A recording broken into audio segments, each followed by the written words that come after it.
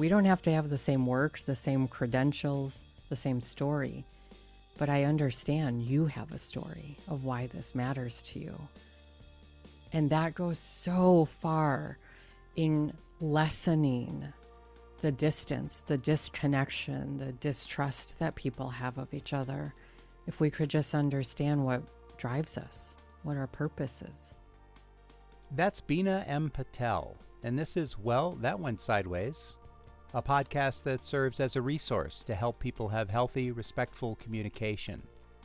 We present a diversity of ideas, tools, and techniques to help you transform conflict in relationships of all kinds. In this episode, we talk with Bina M. Patel about how her work as a leadership coach and facilitator combines her decades of policy and nonprofit experience with neuroscience and practices like breathwork and mindfulness. She's the author of the book, Say the Quiet Part Out Loud, Liberate Your Inner Changemaker.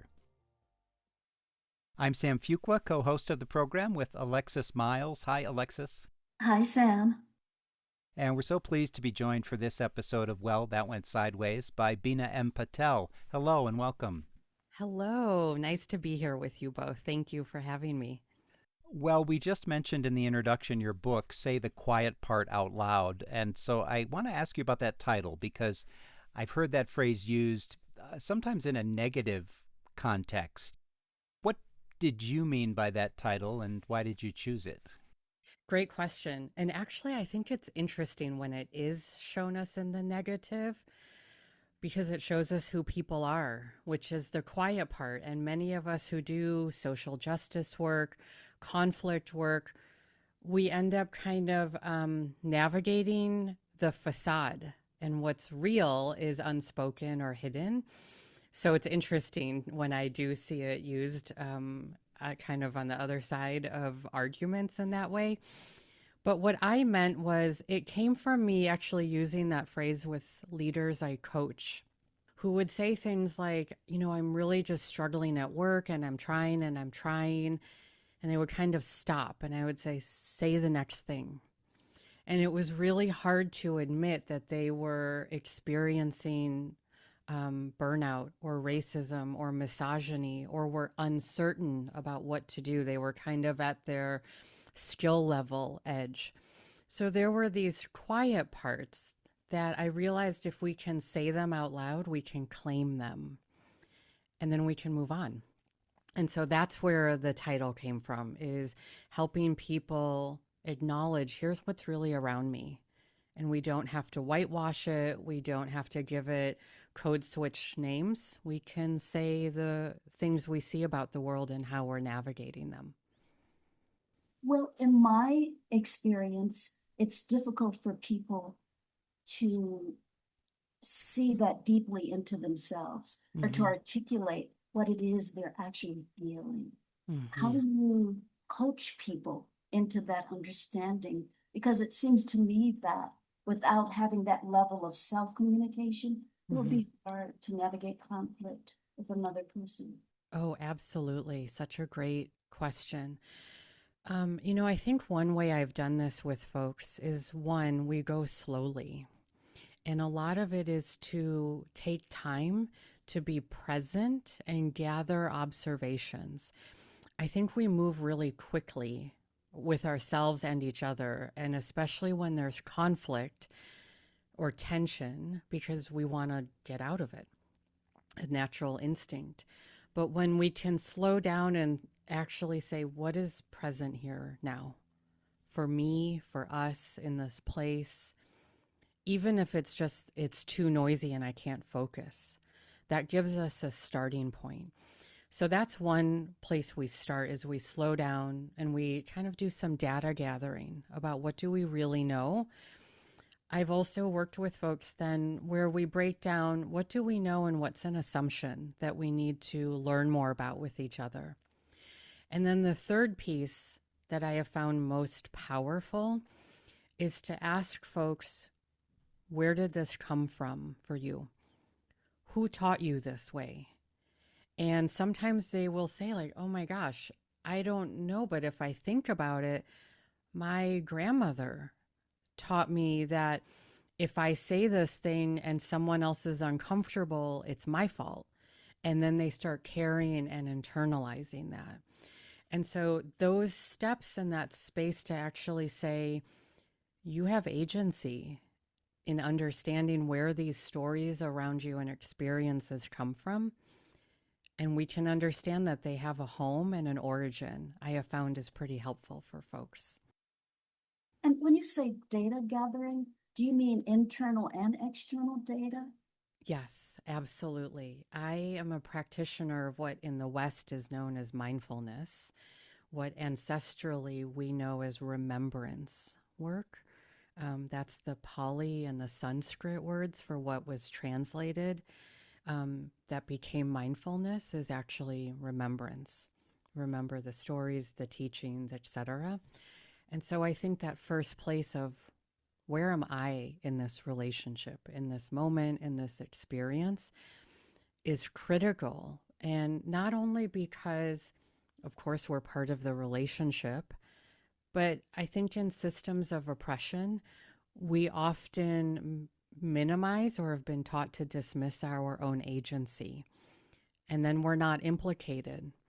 And so sometimes the problem is always out there. It's with that person who said that thing. And it's like, let's for a moment understand that. And where are you in this relationship? Where are you in receiving that? What stories have you brought when you hear that language? So it absolutely is the both and of the individual and the interpersonal, if you will. So, Bina, I am very curious about what this looks like. So, if I were a fly on the wall, what would I see as you're walking somebody through this? What does it actually look like? Yeah, that's such a good question. So I'll share that recently I did this with a group of about 16 changemakers from around the US and Canada. And we took almost 3 full days of practice that what you would see is an integration of breath work, some neuroscience approaches, so the somatic plus the brain activity, to understand how are we writing these stories. And what you would see is time where people are taking a question that's quite powerful, like, where did you learn this? And how did it become yours? And they spend time individually and with a partner in the room. And sometimes they were strangers before they came in to do the journaling. So they both write it and say it. And then the second part I've worked with folks is we rewrite that story. So this is that part of saying the quiet part out loud, and then it frees you to say, oh, so what else is there? So what you would see are people looking at this current state of tension, of suffering, of challenges within themselves or deficiencies as they might be holding them. And we rewrite them and we say them out loud. And it takes a long time. It's not a 1 hour or 1 day activity. But what we start to see is both the mind and the body and the intellect start to understand, there's a different way to see this. There's a different way to see myself. And if I can actually write this story that I'm not the problem, or no, I can slow down and it's okay. I can say something and it doesn't mean I'm disruptive, for example. Like I was taught that as South Asian. If you say something, you're going to be impolite. And it took me years to understand what that really meant as someone doing anti-racism work. Was I had to let go of that. And so I had to rewrite stories. And so that's what you would see if you observed the actual kind of real-time coaching and facilitation, is this engagement of many different modalities into moving past a limiting belief. If I may, I think one of the challenges we have in our sector around whether it's conflict or racism, all the things, in the leadership perspective, I often hear, we just have to learn to let that go. And it's like, that's really hard to do. It's almost impossible. And what I've observed is that we miss the other part is, so if we let go, what are we creating? What comes in that place? And for example, if we let go of a story our elders taught us, that can be really hard. It can be heartbreaking because they didn't mean it maliciously. But it shows up in our day-to-day leadership, our interpersonal relationships. So what I try to guide people through is the letting go is actually making space for you to self-determine. And letting go doesn't have to be a violent act. It's a necessary act of love, of your parents taught you, but it's not what you need now. And you can let it rest for a little while. If you can put some energy towards creating this new story for yourself. If you are called in to apply this in a workplace conflict situation, does it look any different there? And what would we see if we were a fly on the wall in one of those scenarios? Yeah, I think one of the biggest things that shifts is we have to engage the concepts around what the organizational values are versus the individual only, right? Is that we're in a collective body when we talk about this at a workplace. And so it's not a free-for-all. We sign up to be part of these teams and organization, not to be a family as such, but certainly to be a contributor, which means we're intertwined in some way. So in workplaces, when I have done this kind of conflict, or I don't know, sometimes it's not even just conflict, it's tension in the culture. It's not very explicit. There's just something that's in the way of deepening bonds and relationships in the organization. And that shows up in all kinds of ways, like miscommunications and lack of collaboration and all the things. And so one of the things that I really try to think about in the workplace is, one, a reorientation to the mission is, why is this important to you? And so it kind of repositions the conflict, the tension, the relationship towards something bigger, which I think when you're in an interpersonal moment or even just yourself, is a little bit harder to do, but you're there for an organization.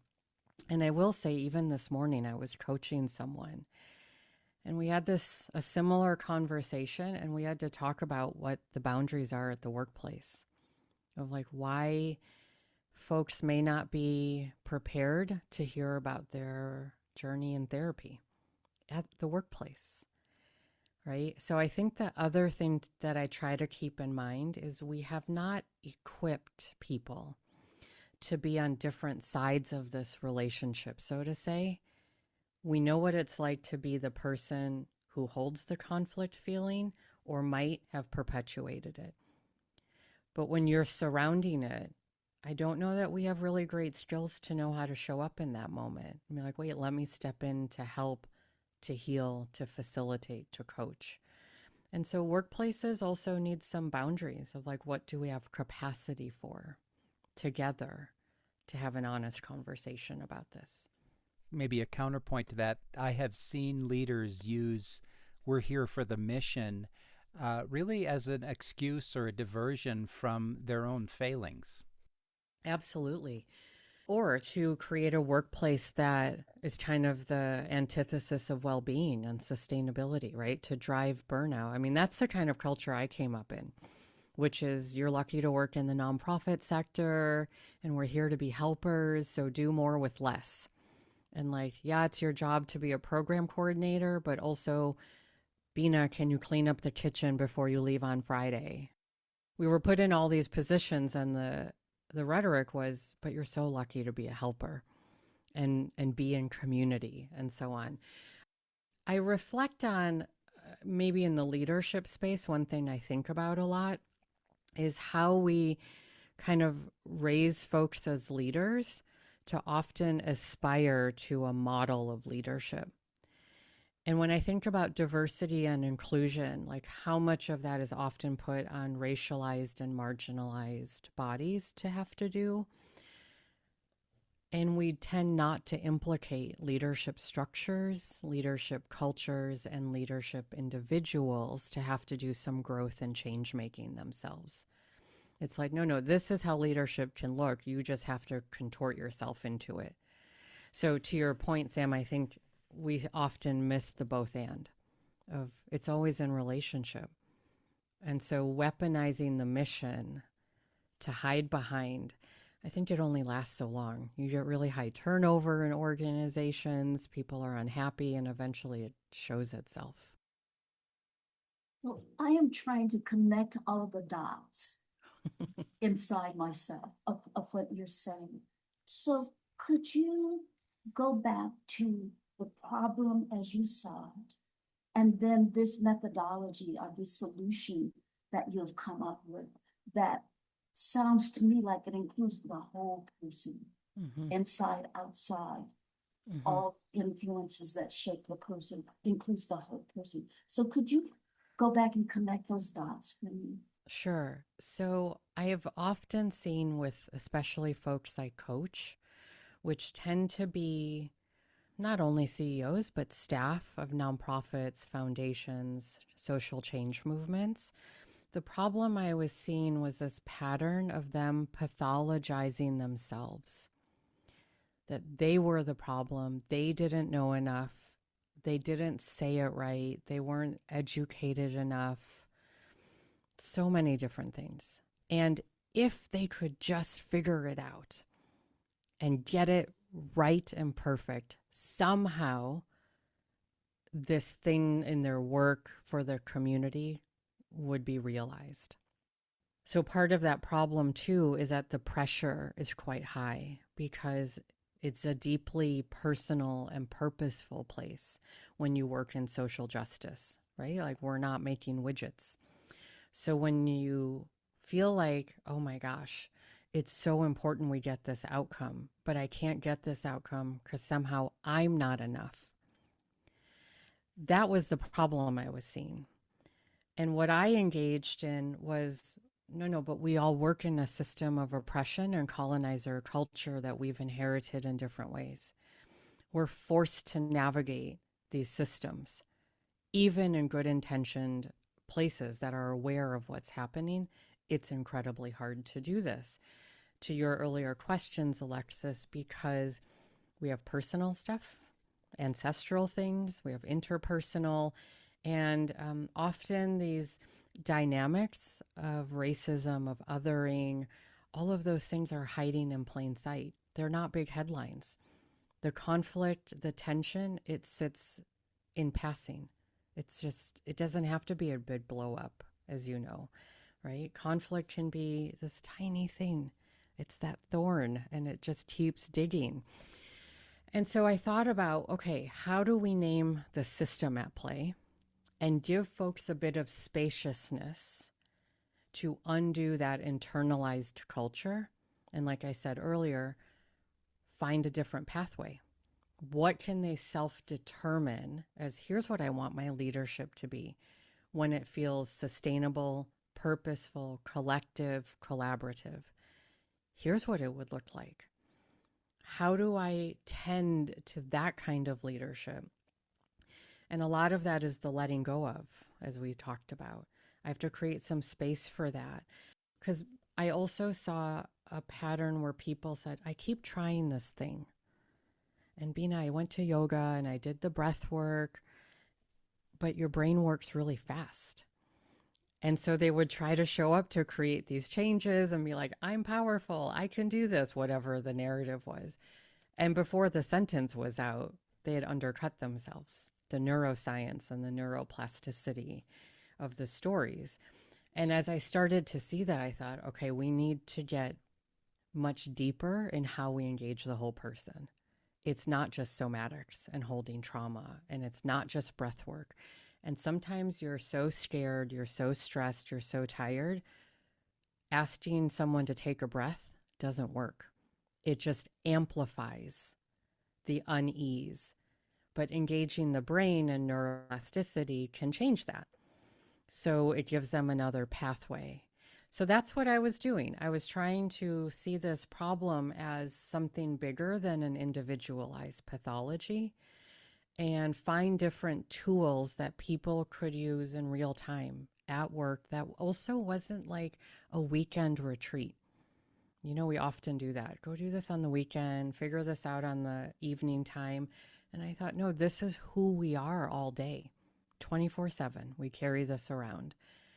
So that's how I created some of these tools and practices and continue my learning in neuroscience and how to engage the brain and how it connects to the intentionality of how we show up. So what I think I'm hearing is that individual leaders would sometimes feel all of this conflict and tension internally and externally and blame themselves. Yes. Oh, if I weren't so screwed up, I'd be doing a much better job out there. Let me try harder. Yeah. And never really checking in to feel, sense what's going on internally. That's right. Or to acknowledge, oh, I was shaped by this environment. Mm-hmm. This is not all on me. Some of this is systemic. That's right. Some of this is ancestral. So That's right. it sounds like looking at both the internal and the external forces and coming to a still point, it sounds like, where you feel more balanced. Mm-hmm. You can sit more fully in your own internal and external resources. Am I getting that right? Yeah, absolutely. Yeah, absolutely. That it's the place, that point of stillness, so to say, where we remember we have a choice. It's not predetermined, right? These ways and stories we've been told about what's possible in the world, who we're supposed to be, how we're supposed to behave, we have choices. And it doesn't always seem that way. I'd say the other side of this, just to offer, is, as you were saying that, Alexis, the other pattern often is when people are in that place of pathologizing themselves, they do shut off that awareness internally, and the problem becomes out there. If only they would behave differently, if the boss did it differently, et cetera, et cetera. And it still comes back to what we talked about earlier. Where are you in this? Where are you? And you can show up in ways and choose ways of practice, of healing, of presence, of boundaries that will influence other people. But we can't oppress other people into being better humans, right? It starts with us and remembering our agency. And so that's what I was really trying to get to, is reminding people they have power and purpose and that they are enough. These are not their stories. And we can support each other and love each other enough to create new stories about our wisdom and our contributions. How has any of this changed for you, what you're hearing from people you coach or how you approach it with the changing nature of work? Part of what I mean by that is we're not together as often. Or is that a factor? I think it is for some, not for everybody. I have heard of some folks who are doing better at taking care of themselves, at slowing down, at being present, because they're not in the office every day, of course, right? So there's some spaciousness there. The one thing I would say I think that's changing in terms of the relational part is some of what we used to do informally. And so it just takes more effort to hold those bonds. But what I have seen is people who knew each other were still able to know each other, even if they were across the country, if they moved, if it was virtual. And so I don't know that I have a full answer for that, because I continue to also be curious about how is the virtual world, the distance world, and I will say the political world. Kind of, Sam, I get that same question, but how is the nature of work changing because of political issues surrounding us right now? And what does that mean? There's a lot there. And I think what's happening, I'm seeing like a tightening of bonds that were already present. And if they were a little bit loose or shaky, those are harder to re-engage or rebuild, is what I'm seeing. There's been this kind of doubling down of, oh, here are my people, and we're staying together. So the social circles, if you will, the relationships are a little bit sometimes less fluid. And in a workplace, what I have seen is it creates some cliques, or it's hard for people to be new in an organization when there's that bond already among some and they're far away from each other. I think the last thing I would offer is I'm seeing more people, not in a malicious way, in a curious way mostly, question each other of like, what drives you to do this work, whatever we're doing in social justice or at this foundation or nonprofit? Why are you here? Why does this matter to you? And I'm noticing that question come up more and more with clients I work with people I coach, as a necessary component of understanding how they build a relationship.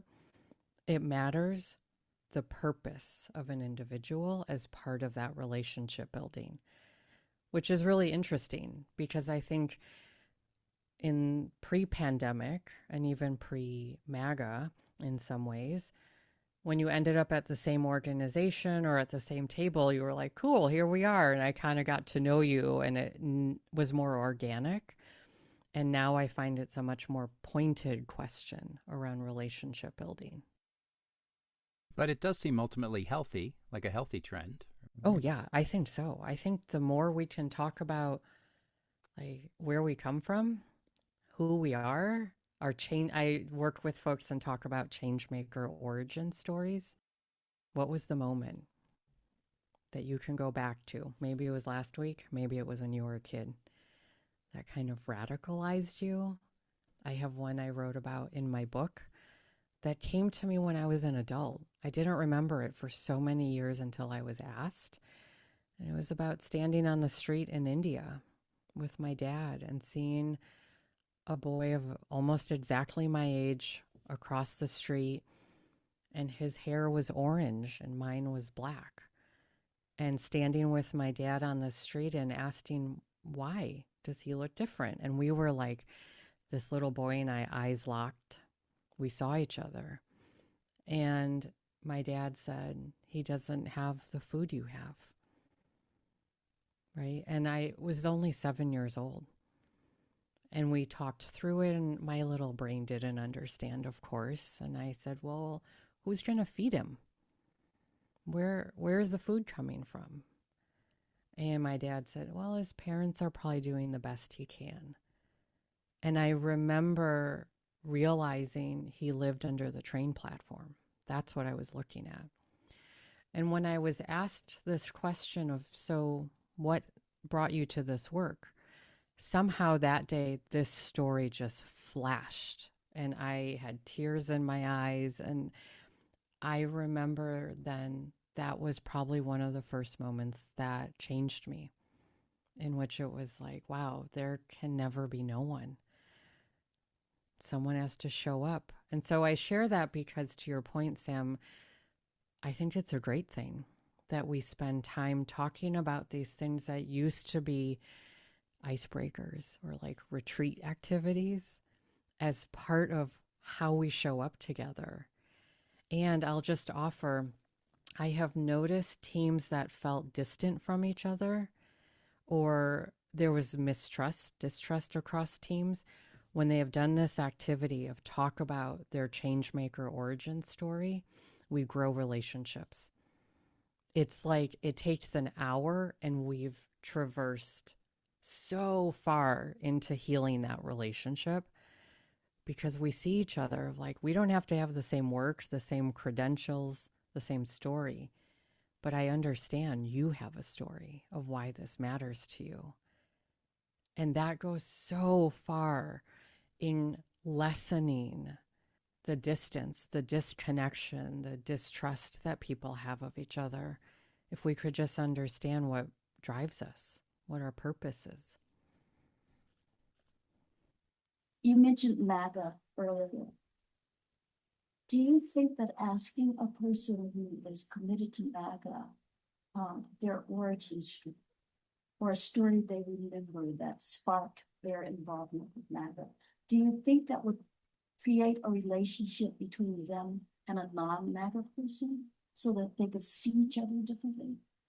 It might. I have to say, I don't totally understand MAGA world, right? Like it's a hard one for me to get my head around sometimes.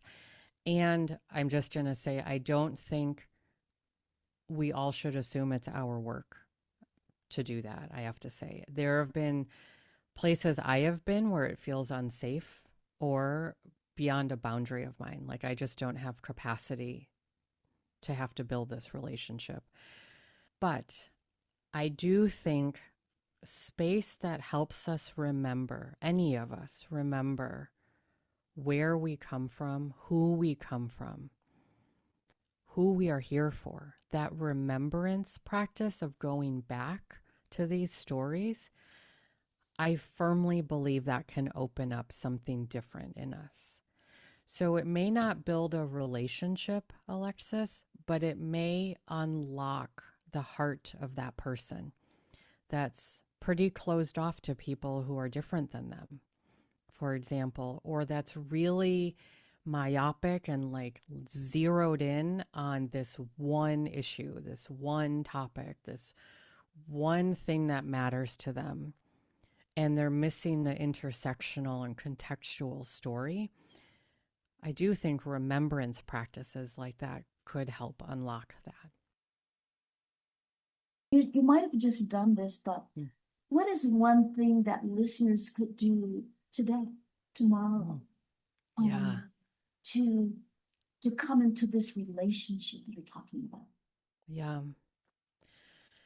Take a deep breath. Lean back in your seat, I would offer, and go back to that story of whenever it is that you were open enough to the world to be changed by it for the better, and turn your heart towards helping, not towards the fight back, but the fight forward. Like physically turn your body towards what's possible, towards each other. And I think the last thing I would say is start closer. We often want to go fight the dragons, Alexis, to your point. And it's like there's a lot of love and care and growth we need to do right here, right around us with our own people, our own compadres, our own sisters, our kin, before we have to go fight the dragon and the people who are furthest from our understanding. And it's like, you can start here. Remember, breathe, and start where your people are.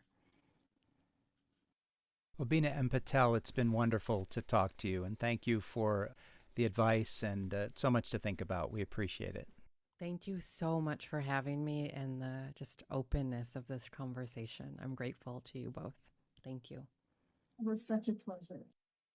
Bina M. Patel is a leadership coach and facilitator. She's the author of the book, Say the Quiet Part Out Loud, Liberate Your Inner Changemaker.